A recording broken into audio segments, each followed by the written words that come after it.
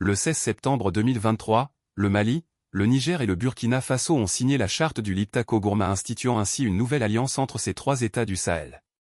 En plus de partager la même zone géographique du Sahel, les trois États voisins sont, non seulement dirigés par des militaires, mais font face à la même menace des groupes djihadistes.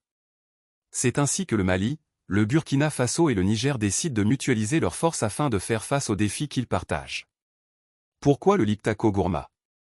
Le Liptako-Gourma est à cheval entre trois pays, à savoir le Burkina Faso, le Mali et le Niger. Dans sa forme actuelle, je pense qu'il couvre une superficie de 370 km², un espace économique qui dispose d'énormes potentialités agropastorales et minières, affirme Ousmane Amiro Diko, émir du Liptako joint par la BBC. Il dirige un émirat traditionnel situé au nord-est du Burkina Faso et fondé vers les années 1809 à 1810. La région Liptako est depuis quelques années en proie à l'insécurité du fait de la présence de groupes armés. La région correspond par ailleurs à la zone des trois frontières qui échappe toujours au contrôle des États centraux. La population étant isolée, bloquée, est essoufflée à cause de la pression de plus en plus forte sur les moyens économiques et de consommation. Les gens ont vu tous leurs moyens se réduire jusqu'à disparaître complètement. Les prix des biens de consommation flambent alors que les denrées deviennent inaccessibles, confie l'émir Diko.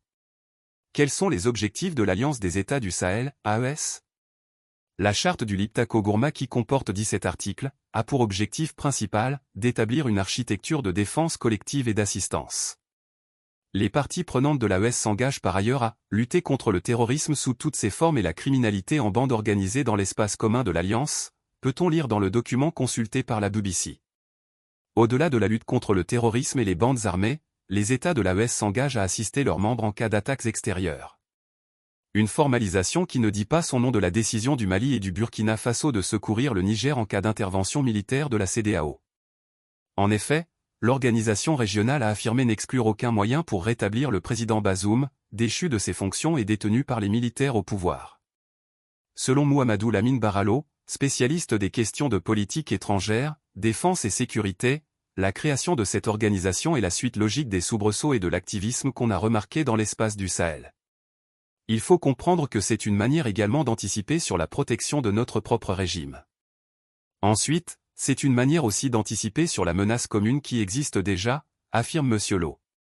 Mohamed Maïga, ingénieur des politiques sociales et politiques publiques, renchérit en expliquant que si la création de l'AES est une sorte de réponse aux menaces de la CEDEAO, elle se justifie également par l'échec du G5 Sahel.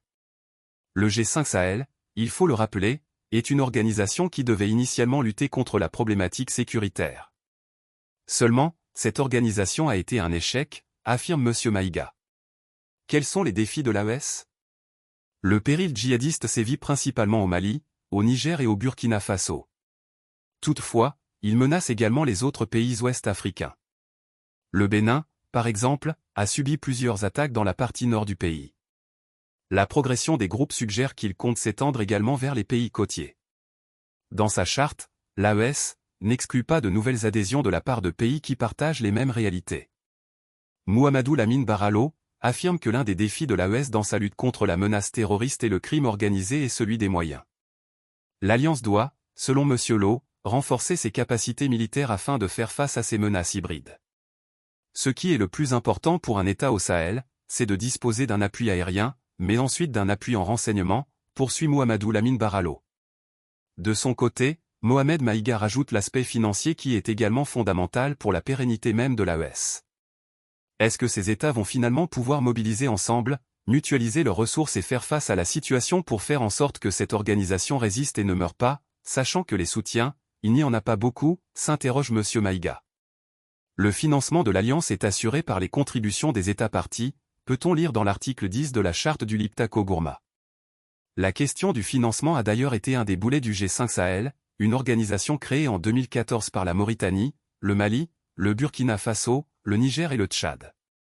Sans mandat de l'ONU, donc ne recevant pas de soutien financier des Nations Unies, la force conjointe du G5 Sahel mise en place pour lutter contre les djihadistes dans la région peine à mobiliser les ressources pour atteindre ses objectifs. Et l'autre élément, ce sera un tutorat international, parce que dans le Sahel, c'est la France qui joue ce rôle de tuteur. On a vu les tensions avec la France. Et les trois pays, certes, avec toute la volonté qu'il faut, ont besoin de ce tutorat, déjà pour pouvoir agir et avoir un soutien sur les grandes affaires internationales, affirme M. Lowe. L'Alliance a-t-elle des chances de survivre? Selon les deux spécialistes contactés par la BBC, l'AES a effectivement des chances de survivre. Néanmoins, Mohamedou Lamine Barralo rappelle qu'il ne faudrait pas surestimer ses capacités ou son potentiel.